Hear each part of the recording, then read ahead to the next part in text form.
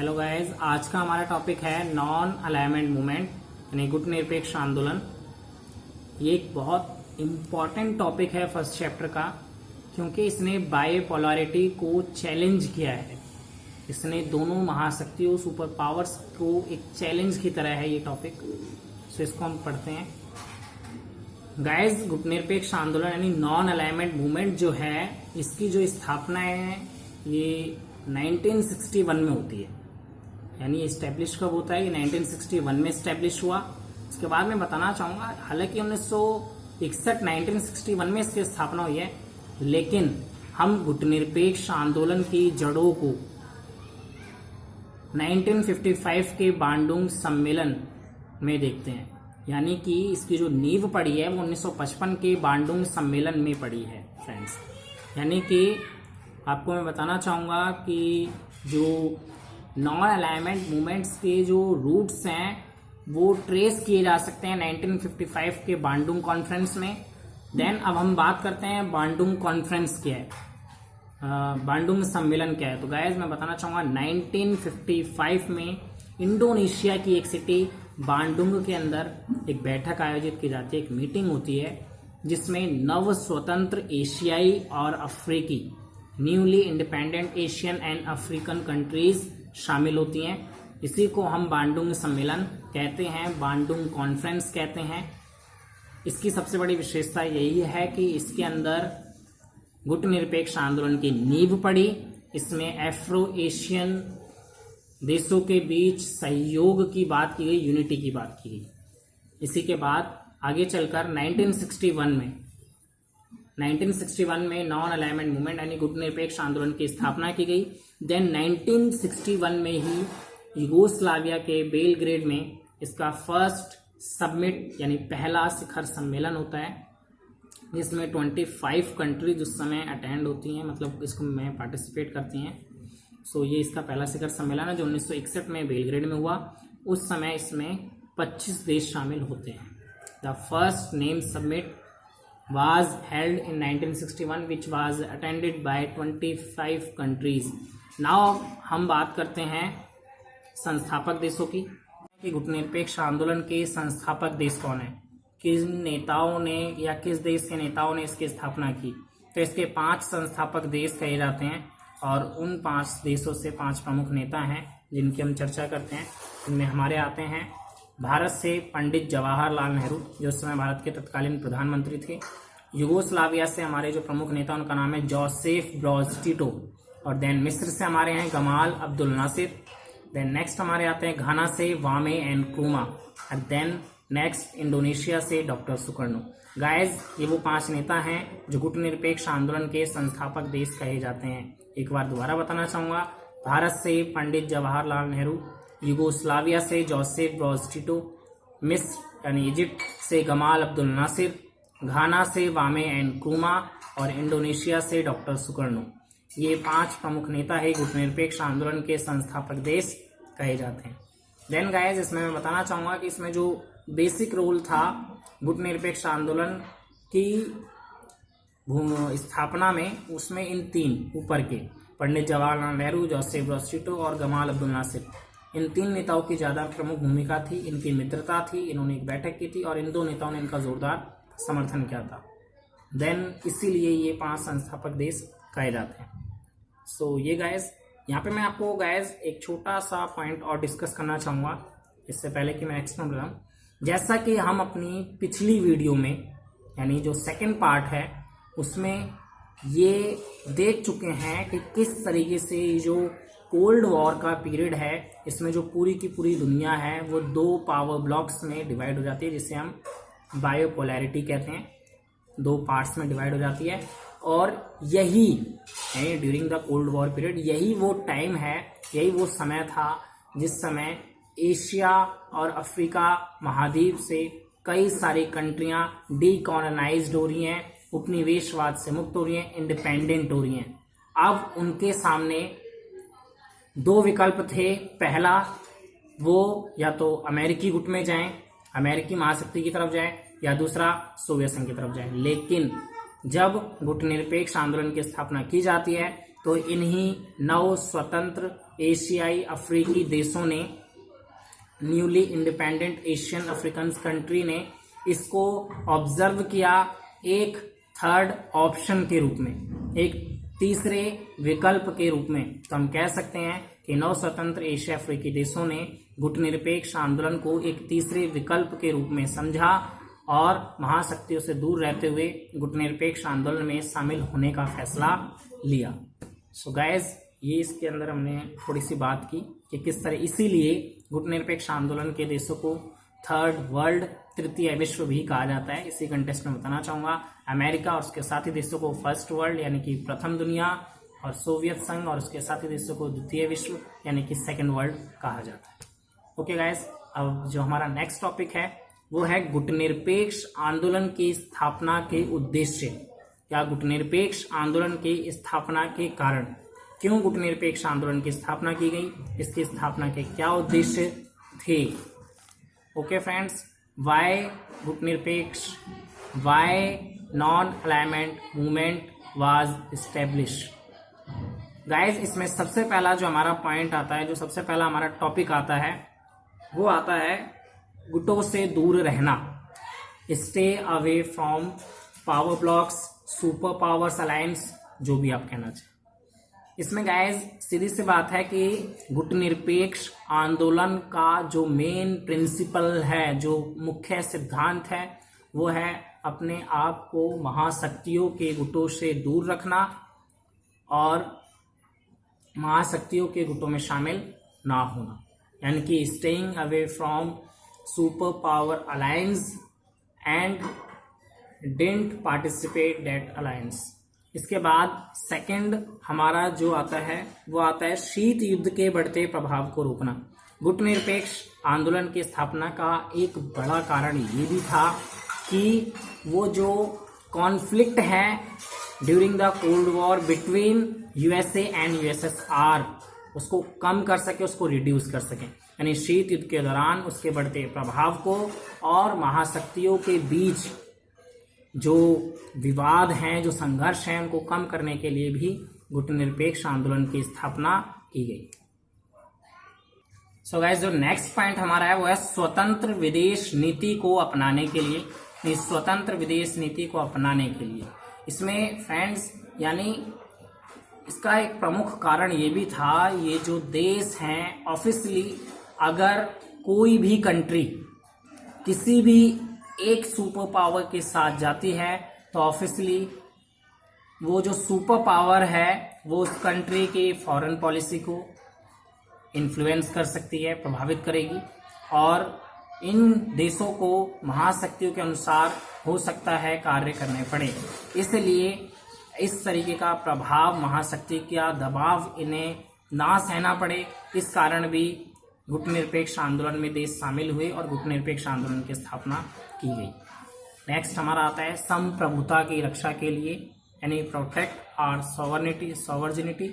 इसमें फ्रेंड्स ये बताना चाहूंगा कि गुटनिरपेक्ष आंदोलन की स्थापना का एक सबसे बड़ा कारण यही था, टू प्रोटेक्ट आवर सॉवर्निटी, यानी कि संप्रभुता की रक्षा के लिए। जैसा कि मैं आपको बता चुका हूं, ये गुटनिरपेक्ष आंदोलन में जो शामिल देश थे, जो भी इस गुटनिरपेक्ष आंदोलन में नॉन अलाइनमेंट मूवमेंट में कंट्रीज हैं, वो सभी की सभी newly independent Afro Asian countries हैं, यानी कि 9 स्वतंत्र एशियाई और अफ्रीकी देश हैं, लैटिन अमेरिका के भी हैं, जो हाल फिलहाल में डीकॉलोनाइज्ड हुए हैं, यानी उपनिवेशवाद से आजाद हुए हैं।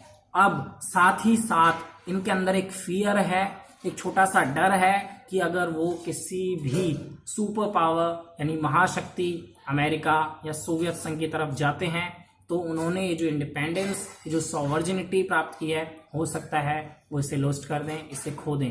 इसलिए उन्होंने महाशक्तियों से अलग रहने का फैसला लिया हो। ओके गाइस, ये देन हमारा जो नेक्स्ट पॉइंट आता है वो आता है विकास करने के लिए। जैसा कि आप जानते होंगे और देन मैं बताना भी चाहूंगा कि जो नॉन अलाइनमेंट कंट्रीज हैं वो सभी की सभी जो हैं वो लीस्ट डेवलपमेंट कंट्रीज हैं, यानी कि उन्हें अल्प विकसित देशों का उस समय दर्जा दिया जाता था, जो बहुत कम विकसित हैं। और उनके सामने जो सबसे बड़ी चुनौती थी वो थी विकास करने की, वो चुनौती थी विकास करने की। हालांकि वो महाशक्तियों के साथ जाकर उनसे मदद लेकर विकास कर सकते थे, लेकिन इसमें वो अपने कई सारे राष्ट्रीय हितों को दांव पर लगा रहे थे। इसलिए क्योंकि ये सभी देश अल्प विकसित हैं, इसलिए ये देश गुटनिरपेक्ष आंदोलन में शामिल होते हैं ताकि वो इसमें एक दूसरे के सहयोग से, एक दूसरे की हेल्प से अपना विकास कर सकें और अपने देश में व्याप्त समस्याओं का समाधान कर सकें। देन फ्रेंड्स, जो नेक्स्ट टॉपिक है या लास्ट टॉपिक हम कह सकते हैं वो है एकता कायम करने के लिए, यानी गुटनिरपेक्ष आंदोलन इसलिए भी स्टैब्लिश किया गया, इसलिए भी उसकी स्थापना की गई ताकि ये जो नव स्वतंत्र एशियन एंड अफ्रीकन कंट्रीज हैं, ये जो नेशंस हैं, ये जो नव स्वतंत्र एशियाई अफ्रीकी देश हैं, उनके बीच में सहयोग और एकता कायम की जा सके, जो बनी रहे। जैसा कि आगे हमने 1955 में जो उन्होंने कदम उठाया था, उसी के लिए ये एकता हमेशा बने रहे, इसलिए शायद गुटनिरपेक्ष आंदोलन की स्थापना की गई होगी। गाइस, ये वो मेजर रीजंस हैं जिसके कारण गुटनिरपेक्ष आंदोलन की स्थापना की गई थी। गुटनिरपेक्ष आंदोलन की स्थापना के प्रमुख उद्देश्य भी यही थे। ये क्वेश्चन पूछा जाता है। इसके अलावा एक क्वेश्चन इसमें जो वैल्यू बेस्ड बनता है वो मैं आपको बताना चाहूंगा, और उसे ट्राई जरूर करने की, वो आपके माइंडसेट पे डिपेंड करता है। हालांकि अगर आपको ना आए तो आप कमेंट कर सकते हैं, मैं आगे वीडियो में उसको कवर करूंगा। सो सबसे पहला फ्रेंड्स, इसमें एक क्वेश्चन ये आता है, तो सीधा क्वेश्चन है कि गुटनिरपेक्ष आंदोलन की स्थापना के क्या उद्देश्य थे, क्या कारण थे। बट एक क्वेश्चन आज ये आता है ज्यादातर कि वर्तमान समय में शीत युद्ध समाप्त हो चुका है। We all are know the cold war has been ended, समाप्त हो चुका है। अब ऐसे क्या रीजन है जिसकी वजह से आज भी गुटनिरपेक्ष आंदोलन वैल्यूबल है, आज भी उसकी इंपॉर्टेंस है। अगर आपको लगता है कि कोल्ड वॉर के एंड होने के बाद भी उसकी वैल्यू है, उसकी इंपॉर्टेंस है, तो वो रीजंस दीजिए। ये क्वेश्चन पूछा जाता है फ्रेंड्स। बता देता हूँ, क्या वर्तमान समय में शीत युद्ध समाप्त हो चुका है? क्या आपके अनुसार आज भी शीत युद्ध प्रासंगिक है, वैल्यूबल है, इंपॉर्टेंस है उसकी? अगर है तो पक्ष में तर्क दीजिए, और नहीं है तो विपक्ष में तर्क दीजिए। ओके गाइस, अगला जो हमारा टॉपिक है वो हम कुछ नीतियों के बारे में चर्चा करेंगे जिनको शीत युद्ध के दौरान डिफरेंट कंट्रीज ने फॉलो किया। सबसे पहला, policy of non alignment countries, यानी कि गुटनिरपेक्षता की नीति क्या है। सो गाइस, ऊपर हमने एक ऑर्गेनाइजेशन की बात की, गुटनिरपेक्ष आंदोलन की। अब हम उसके जो मेन प्रिंसिपल है उसकी बात कर रहे हैं, प्रिंसिपल्स की बात कर रहे हैं कि वो कंट्रियां जो हैं वो किस पॉलिसी को फॉलो करती थी। सो गुटनिरपेक्षता की नीति।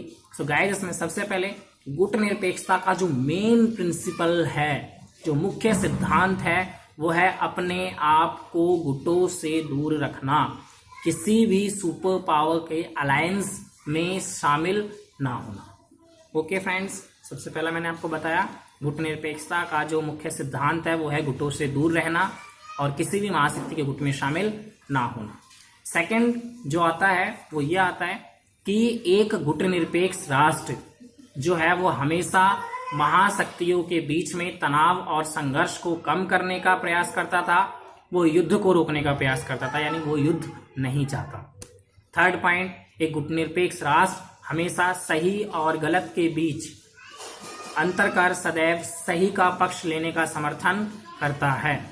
ये हमारी policy of non alignment countries थी, जिसका उन्होंने कोल्ड वॉर के दौरान पालन भी किया। गुटों से दूर रहना, सदैव सही का पक्ष लेना, युद्ध को रोकने का प्रयास करना और महाशक्तियों के बीच में तनाव और संघर्ष को कम करने में मध्यस्थता की भूमिका निभाना। नाउ गाइस, जो सेकंड हमारी नीति आती है वो आती है तटस्थता की नीति, नहीं पॉलिसी ऑफ न्यूट्रलिटी कह सकते हैं, न्यूट्रलिटी। इसमें फ्रेंड्स क्या है कि एक जो तटस्थ राष्ट्र होता है, जो न्यूट्रलिटी कंट्री होती है, वो इस बात पर हमेशा ध्यान रखता है कि वो हमेशा अपने आप को युद्ध में शामिल ना करने के पक्ष में होता है। यानी वो युद्ध में पार्टिसिपेट नहीं करना चाहता, लेकिन वो युद्ध को रोकना, युद्ध से स्वयं को दूर रखने की कोशिश करता है, युद्ध को रोकने का प्रयास नहीं करता। यानी वो अपने आप को युद्ध से बचाने की कोशिश करता है, वो ये नहीं सोचता, वो इस चीज की परवाह नहीं करता कि युद्ध ना हो। सेकंड, ये कहीं ना कहीं अंतर्राष्ट्रीय मामलों में जो है वो मामलों से दूरी बनाए रखने का प्रयास करता है, हालांकि अपने हितों को देखते हुए ये काम करता है। थर्ड पॉइंट, ये जानते हुए भी कि सही कौन है गलत कौन है, एक गुटनिरपेक्ष राष्ट्र किसी का भी पक्ष नहीं लेता। ये हमारा न्यूट्रलिटी था। अगला हमारा आता है आइसोलेशनिज्म, यानी कि पृथकतावाद की नीति। गाइस, पृथकतावाद की नीति होती है अपने आप को पूर्णतः अंतर्राष्ट्रीय राजनीति से, अंतर्राष्ट्रीय मामलों से पूर्णतः काट कर रखना। यानी कि जब कोई भी कंट्री फुली तरीके से, पूर्ण रूप से अपने आप को वर्ल्ड पॉलिटिक्स, वर्ल्ड इश्यूज से दूर रखे, तो इसे हम आइसोलेशनिज्म, पृथकतावाद कहते हैं। इसका एग्जांपल देना चाहूंगा।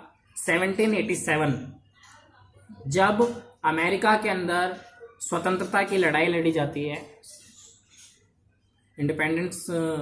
स्वतंत्रता की लड़ाई लड़ी जाती है, और अपने इंडिपेंडेंस के टाइम से लेकर उसने प्रथम विश्व युद्ध तक आइसोलेशनिज्म यानी कि पृथकतावाद की नीति अपनाई। ये हमारी कुछ प्रमुख नीतियां हैं। नेक्स्ट जो हमारी है वो है मध्यस्थता।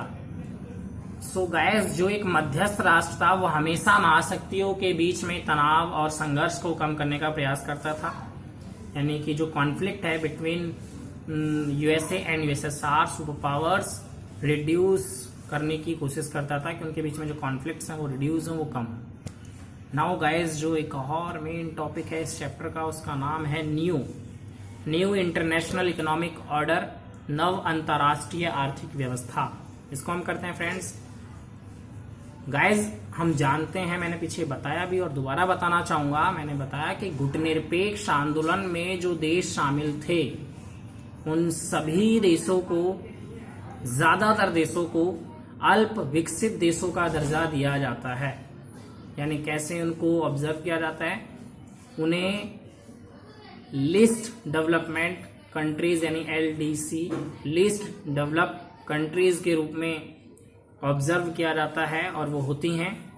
इसी के साथ उनके सामने जो सबसे बड़े चैलेंजेस होते हैं, जो सबसे बड़ी चुनौती होती है, वही होती है अपने देश का आर्थिक विकास करना, इकोनॉमिक ग्रोथ, डेवलपमेंट, एंड अपने देश की जनता को गरीबी, बेरोजगारी जैसे मुद्दों से बाहर निकालना, यानी अपनी कंट्री के अंदर से एंड करना, पॉवर्टी, अनएम्प्लॉयमेंट जैसी जो बिग प्रॉब्लम्स हैं इनको समाप्त करना। इसी बात को ध्यान में रखते हुए 1972 में संयुक्त राष्ट्र संघ के व्यापार और विकास से संबंधित एक सम्मेलन जिसका नाम है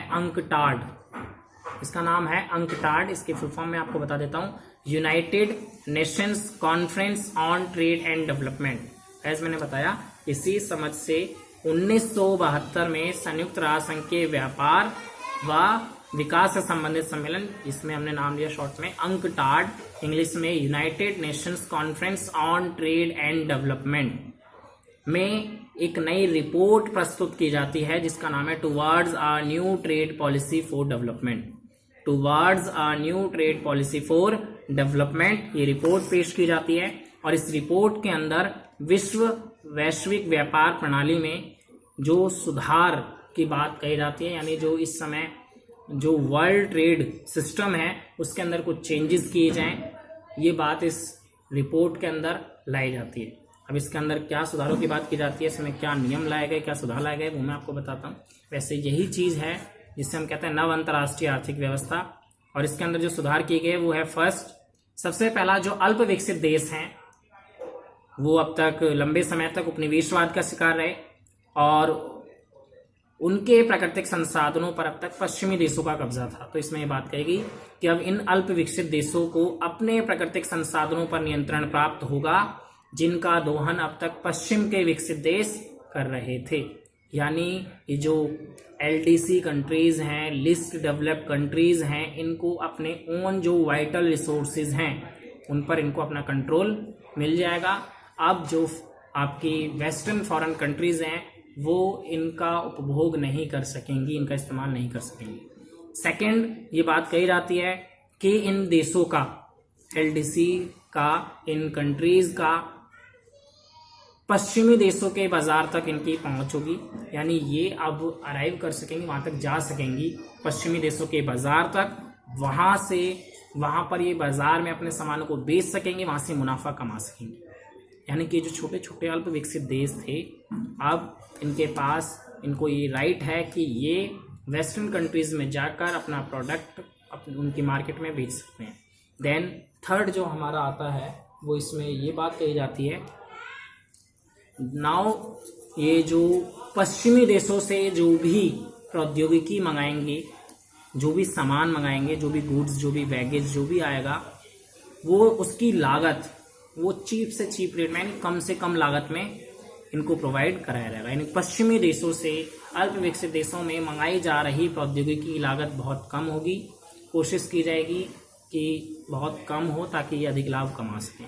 फोर्थ जो इसमें बात की जाती है वो कही जाती है कि ये जो अल्प विकसित देश हैं, आज अगर कोई भी कंट्री है और अपना आर्थिक विकास कर लिया तो उसमें कहीं ना कहीं इंटरनेशनल इकोनॉमिक ऑर्गेनाइजेशंस जो हैं, यानी अंतर्राष्ट्रीय आर्थिक संस्था जो हैं, जैसे IMF, WTO, वर्ल्ड बैंक, इन संस्थाओं की वजह से है। तो यही चौथा सुधार होता है कि अल्प विकसित देशों की अंतर्राष्ट्रीय आर्थिक संस्थानों में भूमिका बढ़ेगी, इन्हें वहां पर इनके अधिकार प्राप्त होंगे। इसी के साथ गाइस आज का पाठ हम यहीं ख़त्म कर रहे हैं। Thank you very much for watching. धन्यवाद।